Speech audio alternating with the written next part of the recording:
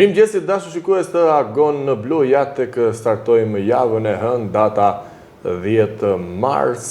Sot qyteti i Vlorës është ngritur me një kohë të bukur, temperaturat normale, gjithashtu dhe fundjava ka qenë me temperatura të larta me një motë të kthjellët. Ajsa qytetarët e Vlorës themi që janë detyruar të shkojnë dhe të nisin dhe plazhin. Kemi një telefonat e havim, a si thoni ju? Alo, mirëmëngjes. Mirëmëngjes, Gendi, si kalove, vlla? Mirë, si jeni ju zotri? Ja, shu kemi qenë së morë, s'na kujtën njeri që të vina këta, as deputeti, as kryetari. E kuptoj prap, vazhdojmë me historinë e deputetit edhe kryetarit të bashkisë. Po vazhdojmë historisë ata në njëri tjetrin e kanë. O do vi deputeti, o do vi kryetari, që të dy. I zgjedh as njeri në këta të dy. Pra ende vazhdojmë situata as një reagim. Po vazhdojmë, jo vetëm këtu, po del flet intervjisa, që është pos njështë i do marrin punë të problematika, që ai që të marrë mandatin e tretë. Po që do më këtë deputet një? Kërkon mandatin e tretë? Kërkon mandatin e tretë, këj që të thiri e pi prapë qytetarë. Deputeti është në lista? Doli? Po. Ishe premtuar që do të kesh zhvillime në disa fshatra të lumit të Vlorës? Do doja t'i bëja një thirrje të gjithë krajinës së zonës lumit të Vlorës të votojnë të deputetën e rej që ka dalë, Delina Ibrahimaj. Besojnë marrin zgjidhje problematika të tëra. Se ky deputet në 8 vjetë dele në ashtronë, në Glinjen, vetëm Glinjeshtra e ka këtu më shatë. Po pse, nuk kam bajtur as si premtim? As dhe një premtim, si që ta kam thënë që tek rrugë që vinë në Cilicë, fshatrat në Llakatundi, që është priblet të Zotit që të qonë të gjitha problematikat që ka ky Glinjen në ashtronë, si në kanalin Vadicë dhe në të tëra. E kuptoj. Do doja t'i bëja një thirrje të gjithë zonës lumit si dhe Selenicës që ta votojnë të deputetet. Nëse ti bëj thirrje si duash, po e kanë vendosur njerëzit. Sa herë është premtuar e prap historia ka vazhduar. Po prap vazhdojnë se... Populli sërish ka votuar, dhe thosha.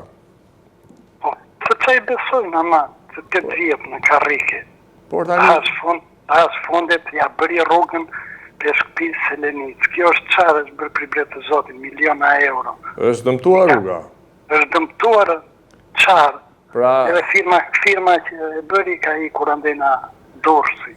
Punime tjo cilësore? Nuk quen punime, se kur u hap kanali që gërryesh, ka pasur si që që rruga e vjetër, se kishe kaluan atë rrugë. Se ishte pa bërë kur ke ardhë këtu të banesa ime. Edhe, që bëndë kjo, e ahoqet i gjithat gurin që kishte rrugë e vjetër, e hodhi janë në lumi edhe hithë zhavorë dhe kanalin gjithë e ujë. Isë që po kjo s'ka as gura, as qaku, as një gjë. Po pas trënda të otimin që ka Selenicë atje, dhe projë otimës edhe me atë e shtruan. Dhe hodhi na i qakur nga atriqe. Kjo është rrugë koti, nuk që është ishte bërë një rrugë për sëndari, që të pagojnë taksat e këta pugonat që bëjnë linjë. E kuptoj. Edhe kanë shumë të drejtë. Fundjavën si e kaluat, zotri? Po ja, shumë shtu. Po do doja një thirrje ty si gazetar ma se më vijen në ndimë. Po? Na si që se është prak pushate, se në mbrapa së të kujtojnë mata. E di, mirë, tani... Nuk është bërë një gjë, ja, si që kemi... E kemi thënë që tani do kujtojnë për poplin, tani këto ditë kush ka dëshira edhe mund t'i plotësojnë. Normal, se për një votë tundet mali. Ka jam mësoj që hanë lekte një të sëmurit. Kur qëra dokumentat aty në që bëra komisioni, qëra një vërtetim për këshuja, për kujdestari, nuk ma kish kaluar, ma kish mbajtu. Nuk ga kaluar? Nuk ma kish kaluar kjo që punon në një sinë armen, pashki Selenicë. Po. Më ka thënë qoja atje, kur bëra komisioni qoja atje, më mbra pa do ashuf. U bë komisionin si që u përfitua, nuk ma ka kaluar, ja. Imaginoj që bëjnë hanë lekte të sëmurë. E kuptoj. Të falenderoj për telefonatën dhe të uroj një javë të mbarë për ju dhe e kemi thënë, me shpresë të zgjidhet problemi juaj. Nëse na vin për një intervistë për të jepur mundësi aty. Patjetër. Faleminderit. Pra ishim me zotrin nga fshati Picar që merr pothuajse në çdo emision që ne japim gjatë javës, ka hall, ka problem, ende nuk e kanë zgjidhur. Pra, e lamte qyteti i Vlorës fundjava, kishte gjallëri, diell, pra, njerëz pati përris të huaj, pati qytetarë të Shqipërisë nga vendet, nga qytetet të tjera, të cilët kaluan fundjavën në Vlorë, pra, e nisën dhe sezonin e plazhit e Qelëm më përpara për shkak të temperaturave të larta, siç e theksuam. Por trafik kishte në qytet, në disa rruga transballkanike dhe zona e Skeles pak aty te rrethi që dynden automjetet. Por tani do t'i pranojmë dhe trafikun por ne do të kalojmë në një hapësirë muzikore dhe do të rikthehemi në studio.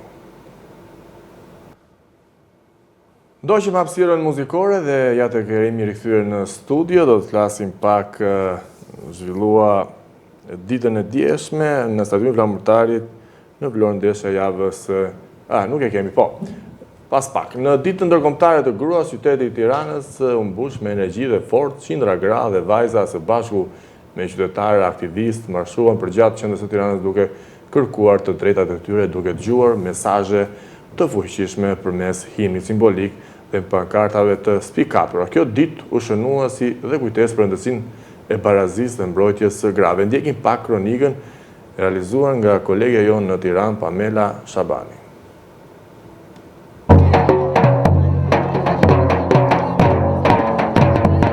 7 mars, dita ndërkombëtare e gruas, një ditë ku shumë njerëz e shohin si një simbol pese, ndërsa shumë të tjerë si moment për të ngritur zërin. Në Tiranë, kjo ditë u shënua si një ditë proteste kur qindra gra dhe aktivistë morën pjesë duke marshuar nga ish bloku drejt kryeministrisë, me pankarta dhe thirrje si mos ma prek lirinë dhe pasioni nuk është krim, është femicid. Ata denoncuan në dhunën dhe kërkuan më tepër angazhim nga institucionet. Në Tiranë, përveç protestës, ku mblodhi qindra gra dhe aktivistë për të kërkuar të drejtat dhe drejtësi, janë vendosur gjithashtu këpucët e kuqe, me një mesazh mjaft të qartë që simbolizojnë dhunën ndaj grave dhe viktimat që kanë humbur jetën për shkak të kësaj plage shoqërore. Për të parë këtë këpucë në Tiranë janë vendosur para 8 vitesh dhe ende shërbejnë si një kujtesë e dhimbshme, por edhe për një thirrje për ndërgjegjësi. Më 8 mars 2025, në ditën ndërkombëtare të gruas, qindra gra dhe vajza u mblodhën në Tiranë për të protestuar kundër dhunës me bazë gjinore dhe për të kërkuar të drejtat më të barabarta, me thirrjet mos ma prek lirinë dhe nuk është krim pasioni, është femicid. Protestuesët kërkuan veprime konkrete nga institucionet për të parandaluar dhunën dhe për të mbrojtur gratë dhe vajzat në Shqipëri.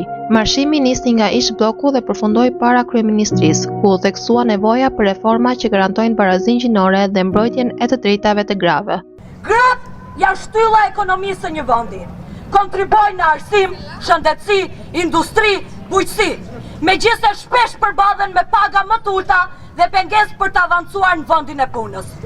Prandaj nuk mund të flasim për barazi, kur gratë hasin kaq shumë sfida.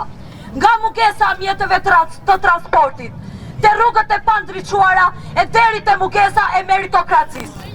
Por t'jetosh grua në një shoqëri që dhunon gratë, do të thotë mos të dorëzohesh. Do të thotë jesh e fortë, kërkosh ndryshim. Të ngresh zorin për veten dhe për të tjerët, sepse edhe në errësirën e padrejtësisë, gratë kanë treguar se mund t'jenë dritë që sfidojnë heshtjen dhe hapin rrugën për një shoqëri më të drejtë. Paralelisht në qendër të Tiranës u vendos instalacioni këpucët e kuqe, një simbolik që përkujton gratë viktima të dhunës. Ky instalacion shërben si një kujtesë e fortë për shoqërinë mbi rëndësinë e luftës kundër dhunës ndaj grave dhe vajzave. Megjithatë, atmosfera festive e 8 marsit nuk u zbe plotësisht. Shumë gra zgjodhen ta festojnë këtë ditë në restorante apo udhëtime, duke ruajtur traditën e festimeve. Ja të kemi rikthyer në studio dhe kemi telefonat. Alo, mirëmëngjes. Mirëmëngjes. Si jeni zotri? Mirë, faleminderit. Si jeni? Unë vlora marr, herë parë që marr. Po, faleminderit që telefononi. Po, keni ndonjë temë sot jo? Po, ne kemi vendosur temë, do të protestoni për TikTokun. Si e shikoni ju mbylljen e TikTokut? Është e drejtë se është bërë çështje e madhe kjo e TikTokut. Njerëzit preferojnë merren me TikTok se sa të ngrihen ndonjëherë për drejtat e tyre, për papunësinë, për ekonominë, për problemet. Banoj këtu në apylli sotës dhe Po? më vjen keq kur shikoja njërin prisa nga ato filizat. Unë ngroh për dimër tani po presim prunë për domate. Po pre poshtë i thash më pre shkëmën të rallohet. Çfarë më tham gjuna. Ka roja këtu ka, po kush si se kam parë njerëz 2 vjet që unë bëj xhiro në për pyll. Ne në fakt është shumë vërtet sepse në pyll sodës është përveç se si po e dëmtojnë që po thoni ju, por hedhi dhe mbetje goma çfarë nuk ishte i nerve. Po, dje po pastorin në i faldron ato mbetjet, po. Edhe kjo prerja në adhim se do bëjmë gjiro këtej bota, do 50 vjet bëhet një pyllo. Po, nuk e kuptoj si njeriu mund të shkatroj natyrën këton. Për 2 hujnë domate, ajo ka birë vetë, se s'ka mbjell njëri, ato janë në 3 metro, i lizë. Është premtuar vazhdimisht që do të ruhet pylli sodës, por asgjë vetëm dëmtojë. Pa më ma se të gjona njëri, do thonë, po ky s'pati që mori. Jo, shumë mirë bëre, sepse ne duhet ta mbrojmë natyrën, edhe ky është një fakt që ju po tregoni që po dëmtohet. Po më bje në sy, më dhim se nuk e di, nuk rria pa thënë këtë farë, haj ma dhe gjona njëri. Si kur t'i dhim se është një kaj shumë gjëra si që dhim se një dhe sa mirë do t'ishe kjo të minjatë. Mirë, do t'i të uroj gjithë mirë, atë kaq kisha shoku. Faleminderit, uroj një ditë mbarë. Pra, si që dëgjuat edhe zotëria për pyllin e sodës që dëmtohet, e kemi raportuar mbetjet inerte, goma, mbetjet të ndryshme, pra shtyre një pikë grumbullimi dhe ne jemi ne ata që duhet ta ruajmë, jo ta shkatrojmë. Por çfarë ti bëjmë, njeriu ndonjëherë, nuk po themi gjithë njerëzit, por ka një përqindje që nuk pëlqen e bukura. Por tema që kemi vendosur në ekran do të protestoni për TikTok-un, po ndërkohë ne do të shkojmë protestojmë me një hapësirë muzikore. Zemra ratatata, po botën mbyllet TikTok-u avallata. Po, mos zguroni na telefononi edhe për TikTok-un, se është çështje madhore, çështje ndërkombëtare, do të mbyllet në vendin ton edhe pak ditë. Nuk e di kur është caktuar dita regjia që do të mbyllet TikTok-u. Do të jetë zi kombëtare, besoj. Por do të flasim pak, kemi gati flamurtarin e madh. Zhvillua dje ndeshja në stadiumin e Flamurtarit e javës e 27 në kategorinë e parë Flamurtari Kastrioti, një super ndeshje, më themi të dashur miq.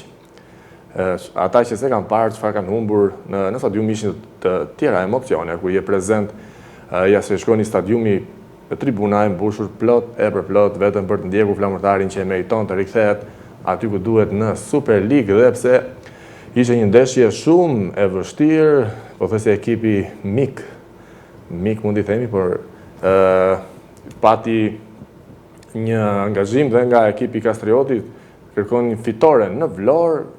Goli i parë është shënuar nga Kastrioti në minutat e para, por më pas ka pat një motivim nga ekipi i Flamurtarit, një barazim kur ka shënuar Shkurtaj, pastaj në minutat e fundit sërish ka shënuar Flamurtari me një gol të kapitenit Pjeshka, mos gaboj, po. Dhe një rritje në stadium, një gëzim pa masi i tifozëve të Flamurtarit që kërkonin me ngulm fitoren ekipit të Flamurtarit në, sidomos, brenda në qytetin e Vlorës, që s'mund të fitoj dot njëri, por ky ekip premton Superligën të dashur miq. Pra, doqëm ndeshjen, disa pjesë të filmuara nga ndeshja Flamurtari Kastrioti, një ndeshje me emocione, por ne do të kalojmë pak tek sektori i peshkimit, si vend bregdetar, qytet bregdetar që jemi. Është lënë jashtë vëmendjes së institucioneve, peshkatarët po hasin vështirësi, ndërsa në Vlorë situata nuk ka ndryshuar as pak nga viti në vit. Peshkatarët po ikën peshku, jo më peshkatarët që mos hasin vështirësi. Ndjekim pak kronikën realizuar nga Blu Televizion. Peshkimi në Vlorë mes vështirësive dhe mungesës së vëmendjes nga institucionet. Prej vitesh, peshkatarët janë duke u hasur me vështirësi të shumta, edhe ata të cilët e cilësojnë si hobi apo edhe për të nxjerrë të ardhurat e përditshme. Hamdi Odaj pranon se prej vitesh peshkon kryesisht në zonën e plazhit të vjetër, por situata ka ndryshuar nga viti në vit. Peshku mungon, është shumë e vështirë të gjuash, ndërsa mungon vëmendja ndaj këtij sektori. Jeni çdo ditë? Po, dalim nga njerë, vetëm për qefa, nuk dalë për ditë, dalë shumë rravë. Sa vite ke? Vite sa të duash, të rjetën me marrë me peshkimin. E keni patur pasion apo edhe punë, si? Jo, punë. Punë, po, kam pasur edhe punë, se ka pasur rase që s'ka pasur punë, edhe jemi marrë me këtë peshkimin, edhe këtu peshkoja, në këtë vënd tu. Futesha në ujë dhe gjoja. Më krahaso pak, ju thatë që kemi vite, si ka qenë deti atëre me sot përse i përket gjallësa dhe perje, ka pat më shumë apo? Gjallësa ka pasur plotë edhe të këmë të vinin, sot nuk ka fare. Asë një gjë nuk ka fare. Peshku nuk të vjen fare këtu. Vetëm nga rjetat e këtyre që kanë bërë privatisht, që gjuajnë buzën në këtaj dhe heqin dhe ushqimin e peshku, se peshku të edhe për të hedhur vezët në anë të detit. Vezët, po. Edhe prishen me anë të rjetave. Ju peshkoni me krim, si është peshkimi juaj? Me krim, ja. Më trego që procesi, se si e keni? Procesi, qa procesi e të mëson vetë. Merë grepin edhe kallëmin, konë grepin me krimin, e jetë në vetë edhe... Rini gjatë anës detit? Edhe nuk zëm, edhe zëm, po tani me këtë periudhën e kësaj tranzicioni nuk ka pasur gjë fare gjë. Viktori Meraj jeton prej 30 vitesh në Shtetet e Bashkuara të Amerikës, por në Vlorë vjen shpesh ndërsa me një mjet të vogël skaf del për peshkim, por situatën e sheh mjaft problematike prej vitesh. Vlorë nuk e ndëron me asgjë, por fatkeqësisht sipas tij ka ende shumë për të përmirësuar edhe në sektorin e peshkimit. Jetoni në Amerikë? Po, në Washington. Keni ardhur së fundmi në Vlorë prap? Po. Apo jeni zhvendosur? Jo, vetëm kam ardhur kështu me pushime për disa problemet e mia. Edhe Vlora është, si thosh, nësa ime është, edhe dua Vlorën, po ashtu dhe këtu kemi rritur, kemi kaluar rrugojtje. Gjysmë në jetë se kam kaluar këtu. E me të sot ju gjem me peshkatarët këtu anës plazhit? Po, kam një motoskaf, po tash e kam çuar për lirje, për mirëmbajtje dhe fus në aprilli. Dhe këtu, po të shikosh për peshkimin këtu, s'ka një rregull. Këtu gjuhet, si thosh, në mënyrë jo njerëzore. Këtu ka lihen rrjetat brenda në det, ditë natë, 24 orë. Po jo një, po janë shumë. Çfarë do bëj peshku? Zihet ai më i vogël për thatë dhe juve, edhe ai më i vogël zihet edhe nuk i lihet peshku të radhë që të lëshoj vezët, të rikalkulojnë për këtë në vëndet që duhet, ka pak peshku më parë, dhe është e varfëruar. Prej vitesh peshkatarët i drejtohen zonës së plazhit të vjetër për të peshkuar dhe duke kërkuar të nxjerrin të ardhurat e tyre, por mungesa e vëmendjes nga institucionet mbetet prezente ndërsa peshkimi në Vlorë përballet me vështirësi të shumta. Pra, problem tek sektori i peshkimit, është rikthyer në Vlorë, nga Amerika në Vlorë, më themi, edhe sidomos për peshkuar, nuk e ndorojnë në Vlorë, nuk e lënë kollaj. Është e bukur Vlora. Ne do të shkojmë në pak publicitet, do të rikthehemi sërish në studio. Ndoqëm hapësirën muzikore, po ndërkohë nëse keni kritika për muzikën, edhe mund të na shkruani mesazhe apo në telefononi, mund të përzgjedhim dhe hapësira të tjera muzikore, por mbetemi prap tek TikToku, nuk e di. As i telefonat për TikTokun dhe protestoni apo jo, me sa duket nuk do të ketë protest për TikTokun, me çfarë shikojmë. Por ne do të kalojmë pak, do të flasim prej 7 vitesh, shërbeu si modernitet në qytetin e Sarandës, se do të shkojmë në pak Sarandë, Saranda është e jona, është një godinë braktisur, por jo vetëm nga heshtja dhe haresa. Pranë godinës, shes syri, mbeturinë të çfarëdolloshme të shumta. E ndjekim kronikën. Kjo ndërtesë shumë pranë buzës së detit në Sarandë, të paktën në 70 vitet e kaluara, ka pritur mira fëmijë të posaardhur në jetë, ndërsa prej 7 vitesh kur u ndërtua dhe nisi të funksionojë marteniteti i ri si një blok më vete, pranë Spitalit Bashkiak Petronako, këtë ndërtesë ka mbuluar jo vetëm heshtja dhe haresa. Siç duket edhe nga pamjet që sjell kamera e Blu Televizione, vazhdon të jetë mbyllur brenda rrethimit të hekur të dikushëm, por kjo nuk ka mundur të mbajë larg dhurinat e shumta që kanë kapërsyer rrethimin. Për te i hekurave ato janë bërë pirg në sallat e lindjes, në dhomat e nënave apo të fëmijëve, në vendin ku ishte kuzhina, lavanteria e kudo, prapa hekurave të dritareve pa xhama dhe pa jetë. 4 vite të shkuara gjatë inspektimit të investimit që po kryej në shërtitoren e Sarandës, te kjo godinë do të ndalte shikimin dhe hapin vetë kryeministri Rama. Ai tha se ndërtimet që kanë rrethuar këtë godinë në pjesën ballore të saj do të pastroheshin dhe hodhi iden që ish marteniteti të kthehej në një muze arkeologjik. Nga viti 2021 kanë kaluar edhe 4 vite të tjera dhe braktisja e godinës së ish martenitetit është bërë edhe më e dukshme dhe më zotruese. Qytetarëve që u qellon të kalojnë andej u dallohet në vështrim nostalgjia dhe keqardhja për fatin e kësaj ndërtese historike që e ka mbuluar heshtja dhe misteri se përse po lihet në këtë braktisje të pashpjegueshme. Ish martenitetin e vjetër nuk është gjë mirë që të ngelet ashtu, ta bëjnë diçka, ta bëjnë një muze, një gjë, mos ta lënë ashtu pa zot. Nuk është ide mirë të ngelet ashtu bosh. Shpresoj të rregullohet. Çfarë mendon kur kalon këtu në këtë godinë që është historike për Sarandën, kush e di sa fëmijë ka pritur dhe tani është lënë në mëshirë të fatit? Tash e ka lënë në mëshirë të fatit edhe pritet se kush mund ta marrë. Pritet një që ta marrë tash, se vali ka një vjetë asnjë lloj ndërtimi, asnjë lloj që ke fare në Sarandë. Ta lënë po çon me mjaft kryes shtetin. I lënë kështu para luar pa lënë. Çfarë do bëj? Me pakta që mund të bëhet do të ishte përdorimi i mjediseve të shumta të kësaj ndërtese për akomodimin e institucioneve shtetërore, jo pak prej të cilave funksionojnë në mjedise private, për të cilat paguhen qera jo të vogla. Ish-marteniteti i Sarandës është një godinë historike dhe për vetë fakti se ajo datohet si ndërtimi i vitit 1936, derisa të vijë ora zbatimit të ides për të shërbyer si muze arkeologjik, ku të mund të ekspozohen resurset e mëdha të rajonit, duhet të jepet fund braktisjes.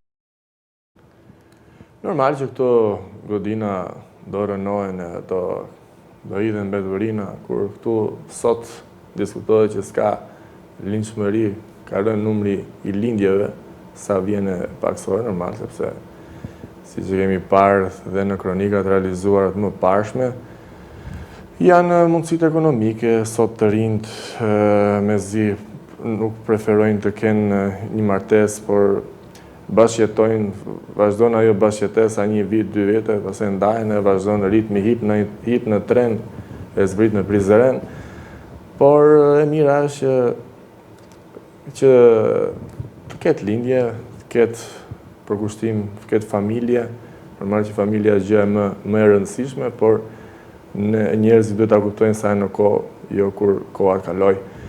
Ne do të flasim pak për Vlorën prap. Destinacioni preferuar për pushuesit si pas operatorit turistik Lugjino Isufaj, prenotimet për sezonin veror, ka nisur më herët se vitin e kaluar. Pra, kjo ka rënë në sy, që kemi parë turist huaj, cilët kanë ardhur me guida në qytetin e Vlorës, duke teksuar temperaturat e larta, moti i mirë dhe i qëndrueshëm, ka bërë që turistët të vinë edhe më shpejt në Vlorë.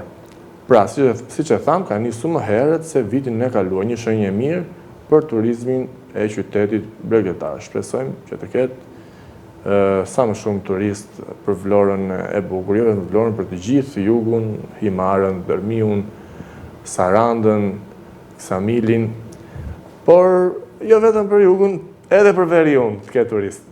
Ne ndjekim kronikën. Vlora vijon të jetë ndër destinacionet kryesore dhe për këtë vit. Operatorët turistik në qytetin bregdetar konfirmojnë se interesimet dhe prenotimet këtë vit kanë nisur më herët. Janë kryesisht të huaj, por dhe pushues vendas, duke cilësuar Vlorën si një nga destinacionet kryesore për pushimet e verës, por dhe gjatë muajve të pranverës. Luigino Isufaj, operator turistik, konfirmon këtë fakt, ndërsa në ndryshim nga vitet e tjera, interesimi ka nisur përpara muajit mars. Prenotimet kanë nisur që më para. Normalisht Vlora është një destinacion shumë preferuar si dhe për turistë huaj dhe për turistë vendas. Do marrim parasysh që në momentin që del dielli në Vlorë, atëre është çdo gjë breslënse. Pjesërisht janë të huaj që me një uri të madhe për Shqipërinë ose edhe për Vlorën. Normalisht neve mundohemi të bëjmë maksimalen në rrethanat dhe kushtet që kemi. Normalisht po, ne jemi gati, rezervime ka, nuk është se janë të shumta, po ka, domethënë ndjejmë ndryshimin e fillimin e muajit mars dhe normalisht besoj se do të shumë i mirë si sezon, do të përkushtohemi shumë. Normalisht destinacionet që kemi janë të shumta si pjesë e Karabrunit, Sazanit dhe të shpellave më shumë. Jo, normalisht neve vit për vit shtojmë gamën, se fatmirësisht tani kemi dhe lumin e Vlorës që është një atrakcion shumë i madh për turistat, sidomos dhe për të huajt, turistat të huaj. Jo vetëm pushues vendas, por dhe të huaj, ndërsa ajo që këtë vit ndryshon lidh edhe me faktin se prenotime ka patur dhe nga vendet aziatike apo dhe ato arabe, pa përjashtuar turistët nga Europa dhe kryesisht Italia, që tashmë mund të quhen edhe si të përhershëm. Të huajt normalisht kemi parë kohët e fundit që flasim dhe në Azia, po vinë, dhe në vendet arabe kanë interes shumë të madh. Jemi me fat sepse dhe Europa, domethënë gjermanët janë shumë turistat shumë të mirë, francez, anglez, na gjithat italianë pastaj nuk i quajmë turistë, i quajmë vendali, domethënë. Ky sezon pritet të jetë sërish për Vlorën mjaft i ngarkuar, ndërkohë që duket se interesimi dhe rezervimet këtë vit kanë nisur shumë herët sipas operatorëve turistik. Pra rezervimet kanë nisur më herët, shpresoj mos na hanë me syve. Ndërkohë ne kemi një telefonat, kemi një lidhje telefonike, Fatos Lama, e komentatori më të mirë sot për sot. Mirëmëngjes i Fatos. Mirëmëngjes Genti, ju përshëndes nga qyteti i Fierit. Në fakt në Fier sot. Mendova si ishte Gjirokastër. Jo, në Fier për një arsye, për një seancë gjyqësore dhe shpresoj të kesh shkuar mirë. Jo, do t'jetë në mbasdite, në fakt duke qenë se kam njerëz këtu është në orën 14:30 si seancë e cila zgjatet është viti i 4 që po zgjatet Sorollatet, por megjithatë Sorollatja e shqiptarëve të shkret në përdyret e gjykatave ku do shkojnë institucione, zvariten, e i lodhin njerëzit, jep vendim shpejt e shpejt, mos e lodh njeriu kaq shumë. Fatos,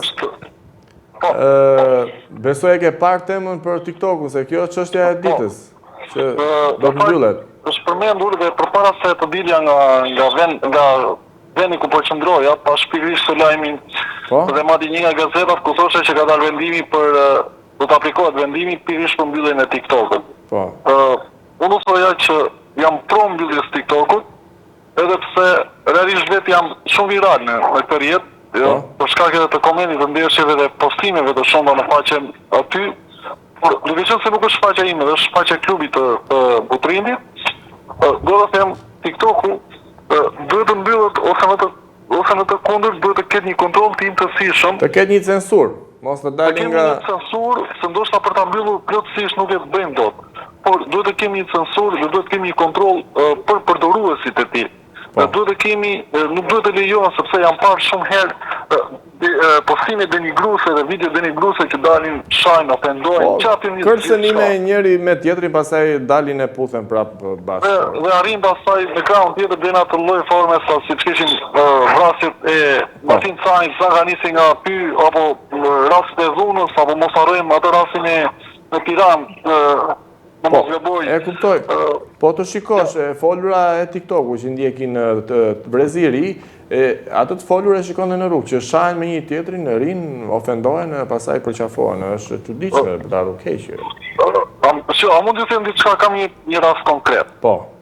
Duke bërë video, divush dy njerëz përpara atyre, një tjetër që i filmon. Dhe thjesht kështu ngacmime siç ndodh zakonisht, po ishin të njëjtës zgjimi. Dhe njëri e prek në pjesën e fund shpinës, por mos a them më troç, po e them në gjuhën kështu, pjesa e fund shpinës dhe i thot një shprehje në një jargon shumë po e bënte për TikTok, ishte i vetëdijshëm që po bënte një video e kupton që po filmoi. Po. Dhe aty kalon një temër një vajzë e re për mos e thënë ndryshe dhe përdor një fjalor shumë të ashpër. Ndërkohë që pa që po filmoi, pa që tani video e tyre që po bënin nuk ishte normale. Por ama dhe një femër nuk mund të reagojnë atë lloj forme me atë lloj fjalori. Dhe realisht po japin nëpërmjet këtyre videove, po japin një mesazh. Ti besoj e pe ato sheri në Vlorë, ato vajza që në rrjetet sociale që bën aren boksi, kung fu, muay thai. Po jo vetëm kjo ka ndodhur në Tiranë, e kemi edhe në Tiranë, po thjesht janë shumicën e qyteteve, edhe Vlora po ka ndodhur në shumë qytete, në Durrës, po them kanë arritur deri në këtë lloj pike sa shkojnë domethënë në kërcënime edhe për familjarë të tyre, jo vetëm personale. Po çfarë ka familjari me se ka një fëmijë që se del jashtë kontrollit, janë jashtë kontrollit, bisedat që bëhen aty dalin jashtë kontrollit, vjen dhe arrin deri në atë lloj forme sa kërcënojnë dhe përmendin familjarët ose duke marrë fotot e pjesës së fisit atyre, arrin dhe nxjerrin shikoj se ne do bëjmë këtë, do postojmë këtë, apo një zënë që mund ndodh mes dy të rinjve, mes një djali dhe një vajze, shkon deri në atë lloj forme sa nxjerrin edhe fotot apo videot e ndryshme që duan sa për t'i ulur. E tash, nëse do të ishte mendimi tim, duhet mbyllet plotësisht ose në të kundërt. Të ketë kontroll. Duhet të ketë një kontroll të intensivshëm, jo kontroll të thjeshtë rutinë që mund të bëj çdo kush, por të ketë një kontroll të intensivshëm për përdoruesit e tyre. Sepse e kemi mundësinë, kemi kinebetik, e ka mundësinë për të kontrolluar gjithçka ndodh aty. Dhe vetë drejtuesit e platformës edhe e këtij rrjeti social që thua TikTok, ka mundësinë që të mos lejojnë postimin. A e ke parë Facebook-un se çfarë ndodh? Facebook nuk poston një video, një foto nudo, e them kështu ose gjysmë nudo, e them në këtë aspekt, sepse Facebook bllokon për disa faktorë. Dhe sot ti nuk dërgon dot mesazhe ose të kërcënosh ose të ofendosh dikë, dhe sot ti bllokon dërgimin e mesazheve për X ditë. Po TikTok nuk e ka këtë mundësi që jo vetëm ta bllokoj për ditë faktorë, por që të vizoj adresën. Dhe adresat e pa kontrolluara, çdo hapje e një adrese në TikTok të jetë me foton e fytyrës. Jetë me foton e fytyrës në momentin që do ndodh diçka, ta ketë përkollaj për ta verifikuar personin i cili del në atë pike dhe mund të degradojë si thua në biseda apo në postimet e tij. Ndoshta kjo mbyllja e TikTok tani mos është edhe politike për të hequr vëmendjen nga gjëra të tjera, edhe nxjerrin temën e TikTokut dhe jo do mbyllet. Jo, për mënyrë se si kanë zgjedhur këtu, secili këtë në aspekt politik, janë por unë mendoj realisht për duhet të ishte mbyllur. Po. Duhet të ishte mbyllur. Si gjë duhet të ishte mbyllur, përpara se ndodhte pjesa e kësaj, sepse jemi para zgjedhjeve, po thoj se janë 2 muaj ose 1 muaj e pak para zgjedhjeve. Ikin muaj shpejt. Erdhi. Duhet të ishte mbyllur më përpara që në momentin që kanë filluar ngjarjet e po bëhen, por nuk duhet të lejohen, e thash, për mos u bërë ripërsëritës, atë çfarë duhet të ndodhë me TikTokun e përmenda dhe pak më parë. Në të kundërt do të jetë shumë e vështirë që ne të mos shmangim dot pjesën e këtyre ngjarjeve të rënda dhe ngjarjeve të cilat her pas here shohin postime të ndryshme deri gruse që u bëjnë në të rinjve shqiptar. Mos harroni faqen e vajzave të Korçës, duke përdorur rrjetet sociale, po në të shumë të ishte pjesa TikTokut, të bënin vajzat e reja, fëmijët, adoleshentët të Korçës, shkojnë në atë lloj pike që arrin dhe si të thuash i postojnë aty duke treguar që edhe me emra madje, tregojnë emrat e tyre dhe postojnë fotot e tyre intime. Që s'ishte logjike, nuk kurse nuk ka asnjë lloj logjike sepse çojnë të rinj, çojnë drejt një vetvrasje. Është një mendje, me dhe mendja shpije ploku. Po po them duhet të ketë një kontroll të imtësishëm. Gjëja më e mirë për ta bërë kontrollin ndaj përdoruesve të TikTokut është njëja që i bëhet në anë të fytyrës, secilit aty që do të hapë një faqe në këto rrjete sociale. Ja kuptoj. Pra, faleminderit për opinionin tuaj. Nuk e di diskutoni pak për këto ndeshjet e javës, flamurtarin, Orikumin, si shkuan se ti. Atëra, unë do të nisem me skuadrën e flamurtarit, e cila tashmë ndeshje e vështirë flamurtari, si u kastroi donte fitore, mos ishte në aleancë me ndonjë ekip tjetër apo? Është 2 pikë pas ekipit të Vorës, Apolonia Fieri që është fqinje Fieri që është fqinje në ICD-t e Vlorës, ka ndalur Vorën kryesuese në barazim 1-1 dhe fitore flamurtarit përballë Kastriotit me shifrat 2-1 në golin e minutës së 94 nga Denis Piashka, shkodrani Deris Pjeshka çoi Flamurtarin 2 pikë pas Vorës kryesuese. E kemi thënë herët e kaluara që ekipi Vorës dhe Flamurtari e kanë siguruar ngjitjen në abisenet superiore. Janë 2 skuadrat që janë shkëputur tashmë dhe nuk mendoj se do të ndryshojë gjë deri në fund. Nuk besoj se do të lënë pikë. Të paktën deri në atë lloj pike sa desa apo vendi skuadra e Burelit e vendit të katërt të arrijë që të ngjitet të marrë një nga vendet e para ose vendin e dytë. Pra dhe Bureli është një surprizë, më themi, me një ekip me çfarë kjo është informacion që me paga të vogla i paguhet nga bashkia. Bicaj, trajneri i Burelit është për të përgëzuar. Djali i Vasil Bicit, e kujtojmë dhe duhet thënë, djali i Vasil Bicit është Dinar Bicaj mbrojtës në rolin e tij, tashmë drejton një ekip Stipan Pik, përveç se pjesës tij, unë e kam quajtur surpriza e këtij sezoni në kategorinë e parë. Përshëndesim Bicaj, se kemi patur edhe në Vlorë dhe është djalë me vlera. Po, ka qenë, unë mendoj zbulimi i këtij sezoni si trajner, por unë do thosha trajneri aktual në Shqipëri, trajneri i momentit në vendin tonë, njëkohësisht dhe ekipi i cili na ka kujtuar Laçin në kohët e arta. Laçi në kohët e arta, një Laç i cili në historikun e saj çdo vit pjesëmarrës dhe çdo vit ka lënë na 2-3 turne në Kupat e Europës. Identike po ndodh me Burelin këtë sezon që javë pas jave po konsolidon pjesën e vendit të katërt dhe pjesëmarrjen duke treguar se i bën ballë. Mundi Flamurtari në Vlorë, 1-2 ka marrë pikë kundrejt kryesuesve dhe po tregon rritjen në lojë, jo vetëm arritjen e rezultateve, por prodhimi i lojës që po bën në drejtimin e Ditar Bicat, ka pasur kënaqësinë ta ndjek nga afër, jo vetëm në Fier, por edhe në qytetin e Burelit.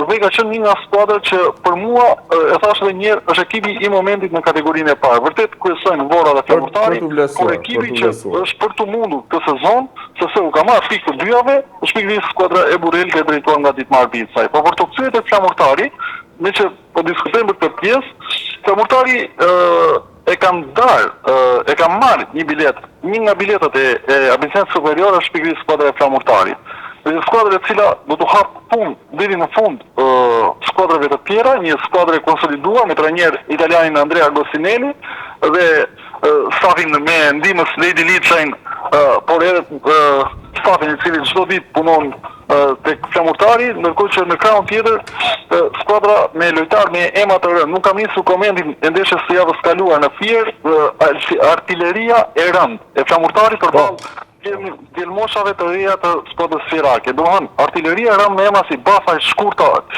Trashi, portieri Kaloshi dhe Flashri, por emra të tjerë, për mos thënë pasaj dhe Çuna Derinja, Tama, mbrojtësi deri në Diavara, janë disa emra të cilët peshojnë vërtet shumë. Peshojnë vërtet shumë dhe për mendimin tim, Flamurtari nuk ka vetëm një ekip për kategorinë e parë për këtë sezon që është në mbyllje, kur Flamurtari ka një ekip të sarmes edhe në biznes superiore. Vërtet Bafa, Shkurtaj janë një moshë madhore, por padyshim që paktën për një sezon ose mund ta mbyllin edhe në biznes superiore, sepse kanë vërtet kanë akoma për të dhënë. Fatos, unë të falenderoj shumë për të lidhje telefonike, për idejnë tuaj, për mbylljen e TikTokut, por dhe për komentet. Kurse do ta mbyllim me një fjali për Orikumin, ta mbyllim me Orikumin, po, se më na mërzitet Orikumi.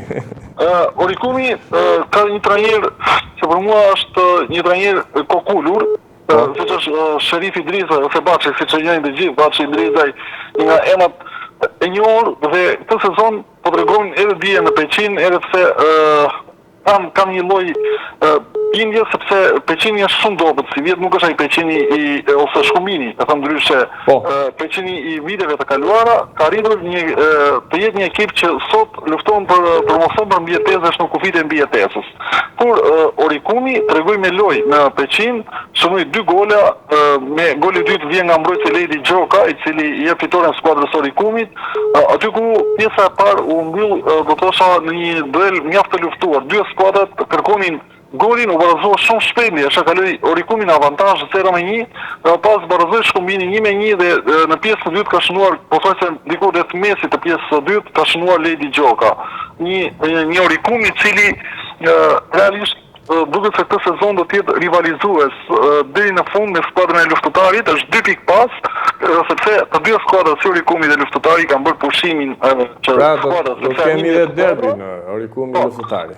Ndërkohë që do të jetë në javën e 21 të kategorisë dytë, do të luhet ndeshja në Oricum midis Oricumit dhe Luftëtarit.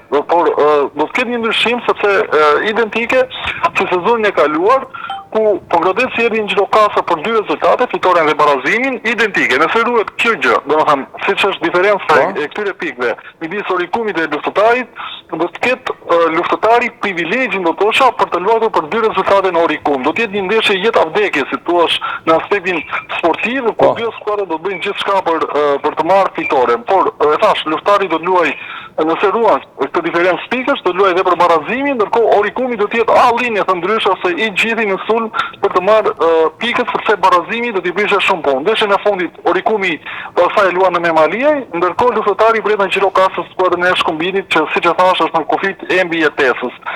Por e let me letër për Luftëtarin dhe për Oricumin, ndërkohë që e thash të dy skuadrat do duhet që ndeshjen paktën përballjen direkte me tyre, duhet të arrijnë që të marrin pikët. Ato, të dy skuadrat të lënë pikë. Të falenderoj. Sepse kemi telefonata tjera dhe jemi drejt mbylljes. Unë ju përshëndes Gendi, uroj emision të marrë dhe mbi gjitha një shikim të marrë gjithë shikuesve dhe unë do të uftoja të qëndrojnë në valët e televizionit Argon Blu dhe programacionit të saj. Faleminderit. Në një moment tjetër bashkë me Lugjo. Patjetër, faleminderit. Ju përshëndes. Alo, mirëmëngjes. Alo. Mirëmëngjesi, një javë mbar. Faleminderit, një javë mbar dhe për ju, si e kaluat fundjavën? Mirë, po sot dyshove temën, e kalove nga TikTok-u të Ismet Bellova. Po, folën pak dhe për sportin, për flamurtari në Maldiv. Flamurtari është mbas Vorës. Bellove, aq lart jemi e mbas Vorës, që Voras në kohën tonë, në vitet 80-83 nuk njihesh fare. Por nuk. Ne, Bellogari qa futbolli kemi ne. Mirë. Jemi mbas Vorës. Besoj se po t'ishim në stadium. Jemi krenar, si, njësoj si në Europiani, ishim krenari që s'morë mas që fitore në Europianin. Jemi krenari që s'morë mas që fitore. Them se flamurtarin e kemi Super League vitin tjetër, kështu që. Okej. E kemi TikTok-u. Po, si e gjykon TikTok-un? Si e gjykon? Jemi te Qinezi Tropojës. Po, prapë. TikTok-u është, disi ishë punë e kësaj Berishës që thotë, del një që mëndur një marë, eth një gurë në lumë, e hajde një të gjithë se ju të marë dhe tjerë të idhi na i gurë në lumë të gurë. Berisha po e ndjenë veten që po i vinë gjotina. Me këtë laçi vitër njerë, me 50 milion euro, që ishte skandaloze. 50 milion euro, Bellogari që farë pasuri e ka kjo njeri. Ky mund këtë 4 miliard, 5 miliard euro. Kush e tha këtë? 5 miliard $. E ta do da me një vesh. Gjotinë, si Sali Berisha dhe me Konigali me Ed Viram. Se tani... Para 11 maj nuk ka për që zënë 11 maj këta dy. Pra s'ka zgjedhje për. Nuk ka ta dy kriminalet kryesor. Ta janë dy sabotatorët që shpopulluan Shqipërinë. Janë dy kriminalet pas me të tjerë. Mos staroj Fatos Nanon, që është kryesori. Fatos Nano e gjithë, Gramozrushën e gjithë. Janë kriminalet. Akoma po zgjedhin në vëngu. E biri Vangel Vëngu ka qenë komitet partijës, aty e ke pas baban e tja. Vangel Vëngu ka qenë... Gjithë këtu po të shikosh. Pra, i bje që janë... Po, janë fëmijët e tyre. Janë fëmijët e tyre të gjithë. Ata që kanë qenë komitet partijës, Sulba Hollit, Enver Alilit, Malaj, Mezan Malaj, gjithë janë gjithë. Ata që kanë qenë atë kohë, ata janë sot. Nuk ka në parlamentin shqiptar sot, në klasa jonë. Na ishtë të burgosi politik, nuk dhe ekziston asnjëri. Asnjë, ata që i dole kundur me krarore kundur diktatorit e Enver Hoxha. Po. Asnjë nuk kanë ata, asë në parlament, asë në politik. Ore, dhe në gazetët të dhe është e vështirë të futemi të flasim. Po. Edhe në televizionit të është e vështirë se do të vinë një dytën tjetër, pse fute atë arbikun e poplit të thonë. Po jo, tani po erdi dita se besoj, media është e lirë dhe pavarur. Ore, kupton që apo bet këtu ore, kupton që apo bet në këtë vënd ore kriminal, ka 80 vjetë, unë tani po shkoj vdekjen e komunizmit, që nuk bëjnë do të shtetë. Unë po shkoj vdekjen e komunizmit, tani po shkoj, po hajnë me njëri tjetrin tani. Hajtë Sali Berisha, ishë sekretari partisë, me mini Bilespiro kolegës. Janë dy, të një klase. Të dy kanë vjedhur, njëri ka vjedhur Biles Berisha. A i që ka vjedhur të dali para drejtësisë? Të dy janë ajdutur, të dy kanë padronërin legenat, spionat që ka Vlora, Tirana, gjithë padronërisht e militant janë legenat e kombit. Janë turpi i shqiptarëve. E kemi te TikToku se kaluam te... Je dakord të mbyllet... Ata që padorisht e militari, përshëndes, jeni spiuna legena. Jeni turpi i shqiptarëve. Jeni lumi kombit. Je dakord të mbyllet TikToku? TikToku të mbyllet, rinia jonë këtë dikur ka pas më respekt që ishte më moral, nuk ndesh qiftet. Sot që janë TikToku, i bënë kolpo në e thejuara, pa me tjetrin direkt. TikToku është një armik i familjes, armik i shoqërisë shqiptare e i gjithë botës. Të shtuket gjo për një vit, po unë se të shtuket për gjithmonë. Edhe unë jam dakord me ju për këtë pjesë. Stimulon parazitën atje, digi moralet, për ju shet gruan atje për TikToku, shet dashu, shet gruan, shet çdo gjë. Mjafto të marrë atje pika, punto që i thonë. Po, pra njeriu s'mund të shesi vlerat e tij për disa para. TikToku është policinë, është industria, është si Sali, TikToku është Sali Berisha. Ja, Sali Berisha është TikToku. Po pse më Saliu e bëri TikToku? Sali Berisha është TikToku shqiptarëve, jo është TikToku e marrë në krahasim është konvidi shqiptarëve. Është konvidi shqiptarëve. Ato dy gjishti për pjetë një komunist, një që ka dënuar, ka futur burg politik 3-4 vete në Spaq. I ka dënuar, ka dalë dëshmimtar. E del atje unë jam demokrat, turpi botës. Një njeri që s'na rrat tokat, nuk na dha asnjë në dërmshpërim në burgut politik. Po dakord e kemi thënë Berisha, por tani a duhet t'i japi dhe ky tjetri, këto që kërkesa që thua. Ky tjetri është njësoj, janë të dy njësoj, i kanë lënë pak me njëri tjetër, mos kanë bërë njëri tjetër te pasurit. Kush do ta bësh? Ti arrestuar Sali Berisha aty lloj pasurie nuk i sekvestruar. Kush do ta bëj Shqipërinë? Ky kështu, ai kështu, ky tjetri kështu. E bëjnë direkt të dënuari politik nuk na lën, ne ua rrënconim nëna atyre, motrat. Ne nuk na duan ata. Se jemi e vërteta e kombit. Jemi ne vetë që nuk e duam Shqipërinë. Ne jemi nacionalizmi, jemi e vërteta e kombit, ne duam Shqipërinë etike, duam qamërinë, duam Kosovën. Pa qamëri s'ka Shqipëri, pa qamëri s'ka Shqipëri, edhe pa Kosovë. Ne nuk na duan, ne jemi kombi, ne jemi e vërteta, ne jemi Shqipëria, dhe nuk na duan, nuk e duan dhe tuajt neve. Po, të falen... Amerika besoj Ramizalin dhe besoj Sali Berishën, janë shko që apojnë zjerë. Të falenderoj shumë sepse kemi kaluar në minutazhin. Dhe ke trastarëve kobi, njëri shqiptarëve. Ditë mbarë. Ditë mbarë. Pra, pas kësaj telefonate, mendoj se do të shkojmë te kalendari historik për pak histori. Kalendari historik i datës 10 mars.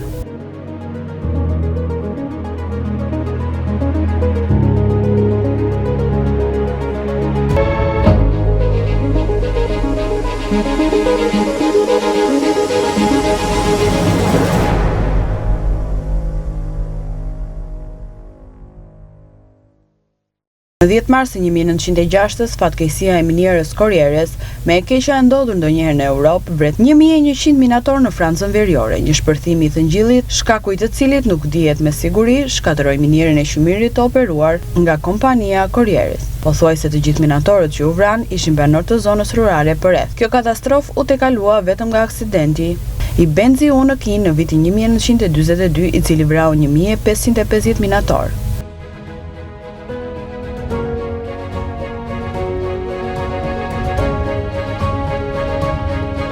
Në 10 mars të 1940-s vdes në Moskë në moshën 48 vjeçare Mikhail Bulgakov. Bulgakov ishte një shkrimtar rus, mjek dhe dramaturg aktiv në gjysmën e parë të shekullit të 20.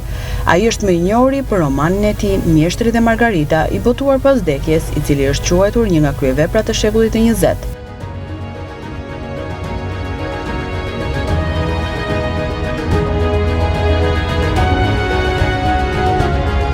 Në 10 mars të 1952-shit, Fulgencio Batista drejton një grup shteti të suksesshëm në Kubë dhe emëron veten si presidenti përkohshëm. Vetë grushti shtetit ishte pa gjak, por tërhoqi vëmendje dhe shqetësimin e shumicës së popullatës.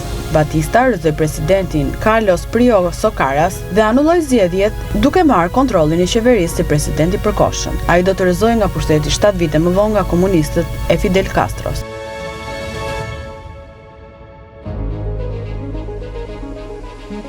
Në 10 mars të 1958-s lind Sharon Stone. Stone është një aktore amerikane, producente dhe ish modele.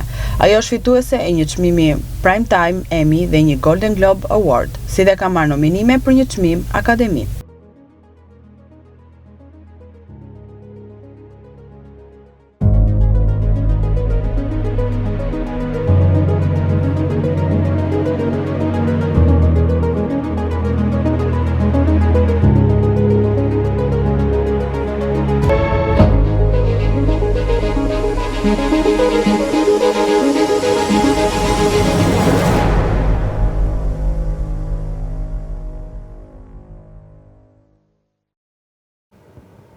Ndoqëm kalendarin historik dhe do të shkojmë pak tek parashikimi i horoskopit për yjet dhe bashkë do të përshëndetem, do të takojmë sërish nesër. Mirupafshim dhe një ditë të mbarë.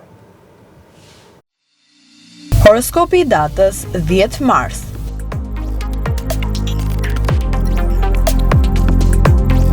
Dashi. Këtë ditë të parë të javës, zemra juaj do të jetë një vulkan e emocionesh. Yjet tregojnë një takim të veçantë për ata që janë beqar, ndërsa çiftet do të gjejnë një bashkëpajisje të re. Në dashuri, lëreni veten të udhëhiqeni nga instinkti. Në punë nuk do t'ju mungojë energjia, por mund të përballeni me sfida të rëndësishme që duhen menaxhuar me më shumë vendosmëri. Demi. Për Demin do të jetë një ditë e qetë. Në dashuri është koha të sqaroni dhe të vendosni në rregull ndjenjat tuaja. Komunikimi me partnerin ose partneren do të jetë thelbësore për të shmangur keqkuptimet. Në punë, këmbgulja juaj do të shpërblehet, por mos u kapni nga ankthi i rezultateve të menjëhershme. Binjakët. Kjo ditë do të karakterizohet nga një vitalitet dhe dëshirë e madhe për të bërë gjëra. Në dashuri mund të tërhiqeni nga një njohje e re ose të rizbuloni pasionin në marrëdhënie. Në punë, krimtaria juaj do të jetë një armë fituese. Gaforja. Dita do të jetë një ditë intensive në planin emocional. Në dashuri mund të ndjeni nevojën për një intimitet dhe mirëkuptim më të madh me partnerin. Mos keni frikë të shprehni se si ndjeheni. Në punë do të ketë sfida, por sa i intuitës suaj, do të dini si t'i përballoni më së miri. Luani. E hëna do të jetë një ditë plot energji. Në dashuri do të jeni protagonist dhe do të keni mundësi të përjetoni momente të paharrueshme. Pasioni do të jetë i lartë si për beqarët, ashtu edhe për ata në çift. Në punë, vendosmëria do t'ju lejojë të arrini qëllimet e rëndësishme. Virgjëresha. Dita do të nisë me një reflektim. Në dashuri është koha për të vlerësuar atë që dëshironi në të vërtetë. Nëse ka dyshime ose keqkuptime, trajtojeni ato me qetësi dhe racionalitet. Në punë mund të ndjeni nën presion, por aftësitë tuaja organizative do t'ju ndihmojnë të menaxhoni gjithçka më së miri. Peshorja. E hëna do të jetë një ditë harmonie. Në dashuri, yjet do të favorizojnë mirëkuptimin me partnerin ose partneren dhe mundësinë e takimeve të reja për beqarët. Në punë do të arrini të zgjidhni çështje të vjetra dhe do të ecni përpara me suksese me projektet tuaja. Akrepi. Sot është një ditë intensive dhe emocionuese. Në dashuri, energjia juaj magnetike do të tërheqë vëmendje dhe do të përjetoni momente me intensitet të madh emocional. Në punë, vendosmëria do t'ju shtyjë të kapërceni pengesat dhe të arrini qëllime të rëndësishme. Shigjetari. Sot do të jetë dita e mundësive të mëdha. Në dashuri mund të përjetoni momente lumturie të mëdha dhe ndjenjash me partnerin ose mund të keni një takim të veçantë. Në punë, shkaktësia do t'ju lejojë të arrini rezultate befasuese. Shëndeti do të jetë i mirë, por mos e neglizhoni rëndësinë e një diete të ekuilibruar dhe ushtrimeve. Britsjapi. Sot do të reflektoni dhe do të planifikoni ditën. Në dashuri, mund të ndjeni nevojën për të sqaruar ndjenjat tuaja dhe për të diskutuar ato hapur me partnerin tuaj. Në punë është koha për të vënë në praktik strategjitë e reja dhe për të përballur sfidat me vendosmëri. Ujori. Sot ju jeni kreativ dhe inovativ. Yjet do të favorizojnë takimet e reja dhe mirëkuptimin më të madh me partnerin. Në punë do të vlerësojeni idetë tuaja origjinale dhe mund të merrni propozime interesante. Shëndeti do të jetë i mirë, por mos harroni të kujdeseni për veten. Peshqit. Në sferën e ndjenjave mund të ndjeni nevojën për më shumë dashuri dhe mirëkuptim. Mos keni frikë të hapeni dhe të shprehni ndjenjat. Në punë, ndjeshmëria juaj do t'ju lejojë të kapni detajet e rëndësishme dhe t'i zgjidhni situatat komplekse.